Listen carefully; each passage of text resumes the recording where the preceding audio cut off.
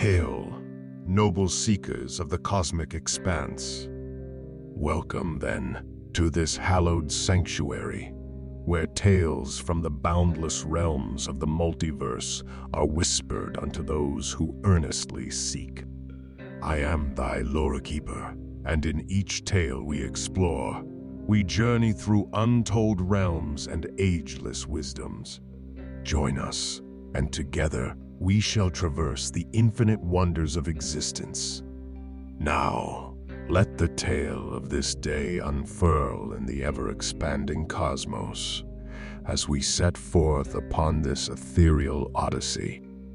Ah, noble seekers of arcane truths, ye who dare to delve into the darkest corners of existence, where ambition and malevolence dance as one. Today, our journey unveils the sinister world of devils, beings of unparalleled treachery and guile.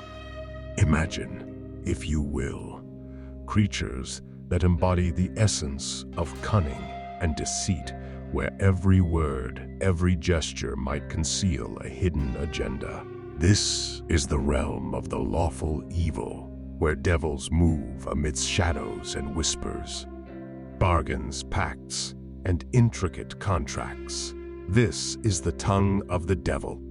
Many a mortal, consumed by desire or despair, seeks out these fiendish entities, bartering their very souls for promises of power, passion, or darker delights.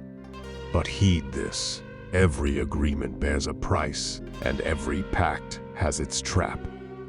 Who are these malevolent spirits? Not mere constructs of lore or nightmares of the fearful, but entities of purpose and intention. From the mischievous imps lurking in twilight to the awe-inspiring archdevils, whose mere presence can chill the bravest heart. Atop their nefarious hierarchy sits the embodiment of devilish majesty, Asmodeus. His machinations and whispers have toppled kingdoms and sealed the fates of gods. His is a mind that plots 10 steps ahead, always seeking advantage and supremacy. Within the ever-shifting world of devils, the echo of an age-old struggle reverberates. The Blood War, a saga steeped in ancient animosities, plays out in their midst. It's a testament to their eternal conflict and desire for dominance. If you were to gaze upon a devil, you'd find a reflection of their wickedness, wings cloaked in the darkness of a moonless night, horns that scratch the heavens, and skin tones that range from crimson rivers to the void of the abyss.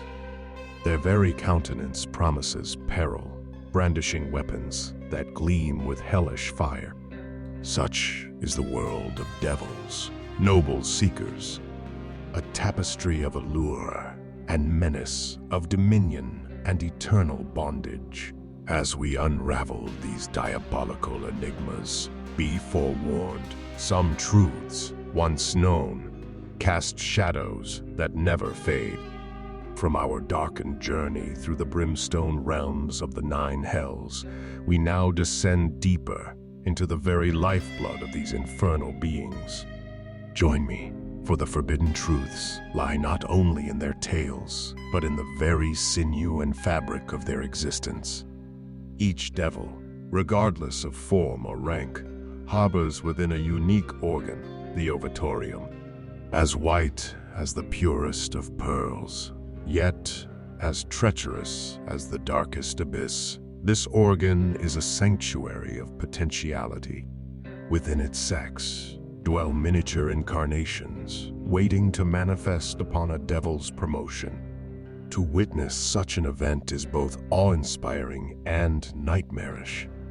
To gaze upon the world through the eyes of a devil is to witness a tapestry of despair.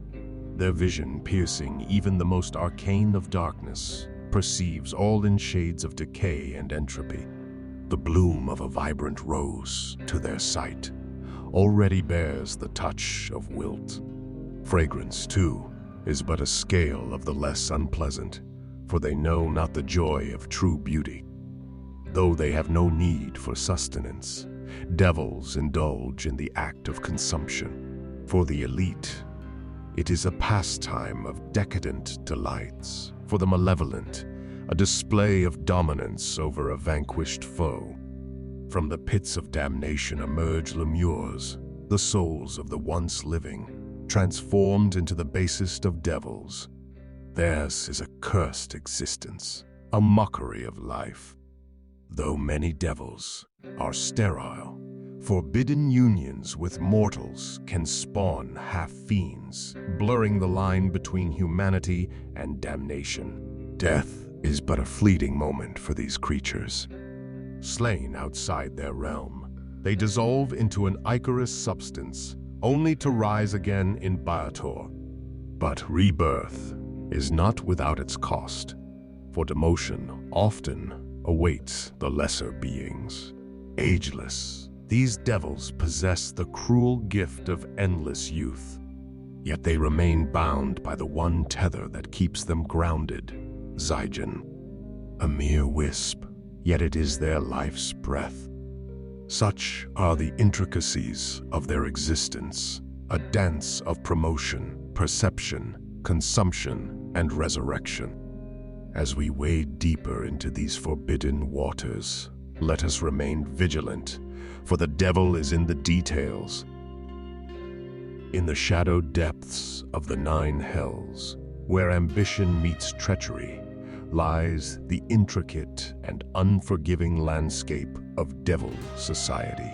The intricate tapestry of devil society is bound by threads of ambition, hierarchy, and the ever-present allure of corruption. These entities are united under a singular name, the Baotezu, and their social landscape is riddled with plots, treachery, and a ceaseless hunger for ascension.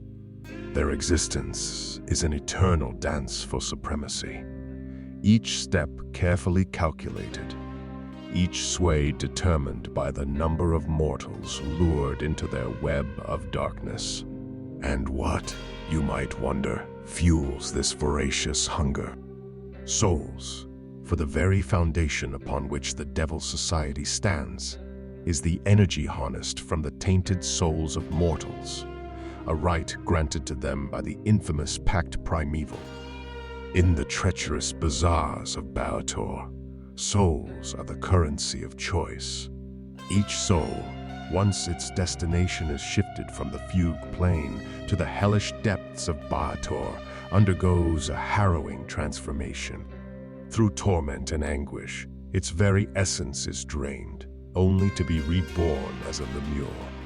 But lest you think the devils are indifferent to mortal wealth, they trade in gold and goods, not for their inherent value, but for their power to ensnare more souls. Such wealth is a means to an end, a tool to further their reach into the material plane, financing dark cults, purchasing souls, and indulging in the darkest of transactions. As with any kingdom, there exists a hierarchy, and in the infernal dominion, it is stringent and unforgiving. Beginning with the least devils, who bear the brunt of every devilish whim and cruelty, we ascend to the lesser devils, deeply enmeshed in the nefarious soul trade. Further up, the greater devils, led by the formidable pit fiends, command authority and power. Yet, even they bow to the archdevils, the true lords of this realm, who in turn are overshadowed only by the enigmatic and supreme Asmodeus. With each rank comes greater opportunity, but also greater scrutiny. Fear is a constant companion for those high within the ranks, the looming dread of demotion shadowing their every move. And so, this dread cascades down the hierarchy, from master to subordinate, in a brutal cycle of torment. When a mortal soul is claimed, it bears the mark of its corruptor, a silent testament to the devil's achievement. For it is through such triumphs and the accrual of these dark credits that one ascends the treacherous ladder of infernal society. Yet some, ever opportunistic, also provide material gifts, although these offerings pale in comparison to the allure of a fresh soul. The foundation of a devil's might in the 9 hells is not just in their cunning or brute strength, but pivots on the intricate dance of acquisition and ownership of souls. And in this relentless race for dominion, every soul is a prize, a step on the treacherous ladder of power. In these fiery courts, one's position isn't defined merely by their prowess, but by how effectively they can entwine souls into the eternal tapestry of Baldur. The prime material plane, familiar to many of us, holds territories coveted by the denizens of the 9 hells. These hunting grounds are reservoirs of souls, some of whom naturally lean towards lawful evil tendencies, making them ripe for harvest. Devils titled under-controllers, or factotums, reign over these territories, tasked with not only preserving their dominion, but guiding the society towards the ways of lawful evil. These devilish overlords, in their cunning, often rule from the shadows, letting subordinates maintain day-to-day control. Such delegation, though, is not without its problems, especially when territorial claims overlap. Trade is a universal language, but in the hells, the currency is far more precious than gold. It's souls. The Faustian Pacts is the tool, the weapon, and the chain. The pact, certain, a straightforward deal. The mortal gains immediately, but at the cost of their soul after death. Binding and nearly unbreakable. The pact, insidious, subtle, deceptive, leading the mortal down a path they seldom realize. With benefits granted for certain actions, the mortal's very nature might slowly twist towards damnation. And in these pacts, silence is often mandatory. Devils, ever the shrewd merchants, gauge the worth of each soul. The more valuable or resistant a soul, the more tempting the terms. Justice, even in the 9 hells, has its place. If a soul feels wronged by their contract, they can dare to challenge their eternal fate. These trials, while daunting, have a semblance of fairness. An advocate, usually from the infernal ranks, stands for the soul, but the trial's outcome is never certain. Even in victory, the soul's inherent nature might still tether it to Baldur. Ah, noble seekers, as we traverse the vast tapestries of time and myth, we find ourselves amidst the bustling cities of the mortal realm, where shadowy threads weave connections to the depths of the 9 hells. In hidden corners of your realm, clandestine meetings transpire. Symbols, ancient and forbidden, worn upon skin or cloths, grant access to places untouched by the ordinary soul.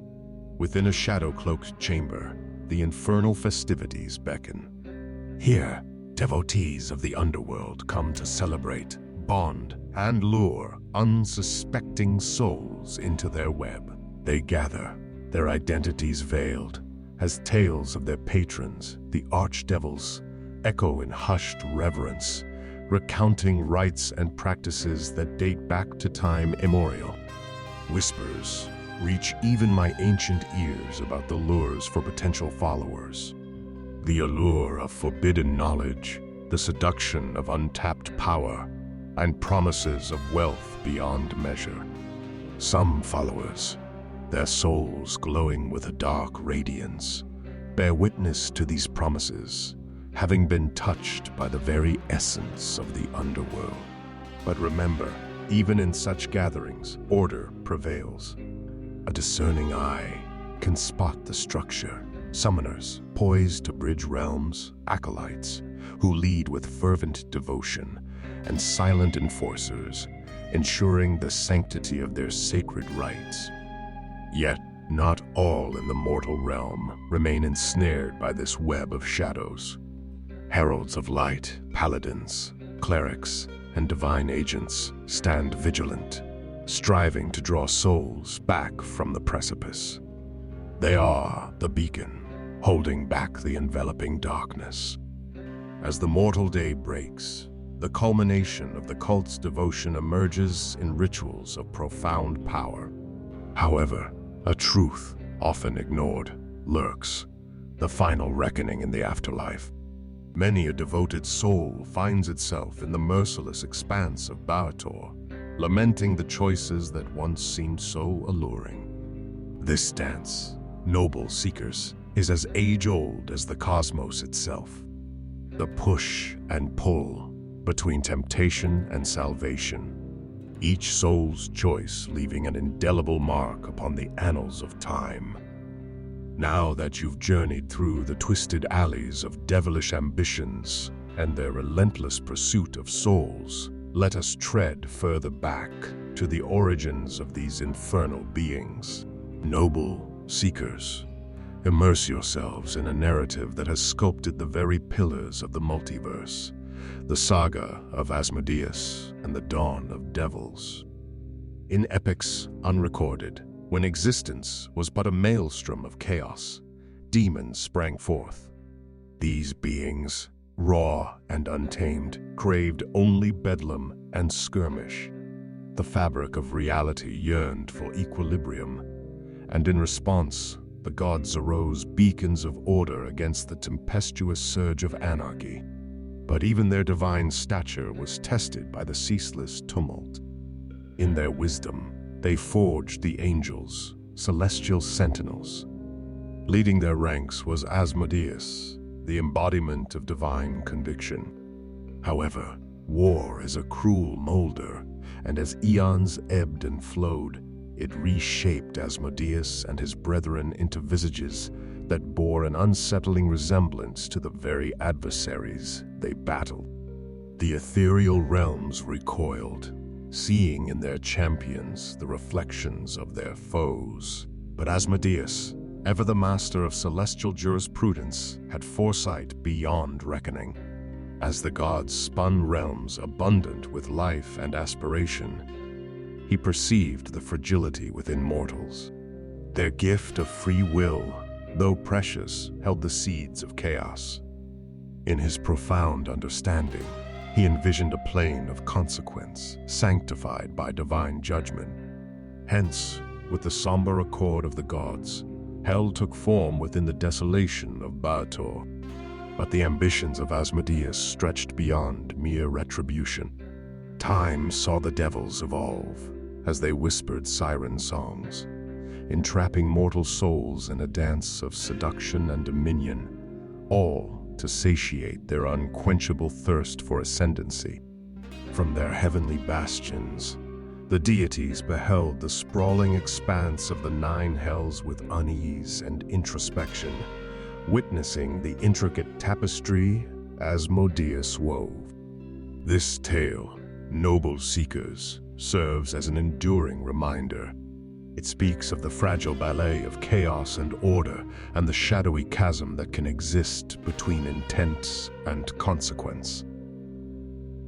As our chronicle draws to its close, remember, noble souls, that the multiverse's wonders are boundless and eternal. Seek wisdom, embrace wonder, and journey forth with hearts aflame. Fear not the unknown, for in every corner of existence, new tales await. If thou found this journey enlightening, a like and subscribe shall suffice to continue our cosmic odysseys. And should thy appetite for ethereal knowledge remain unsated, venture forth into the annals of our library. Other cosmic chronicles await thy curious gaze. Until we meet again in the endless expanse of the multiverse, I bid thee farewell, and may your dreams be filled with the mysteries of the cosmos. under the watchful eye of thy Lorekeeper.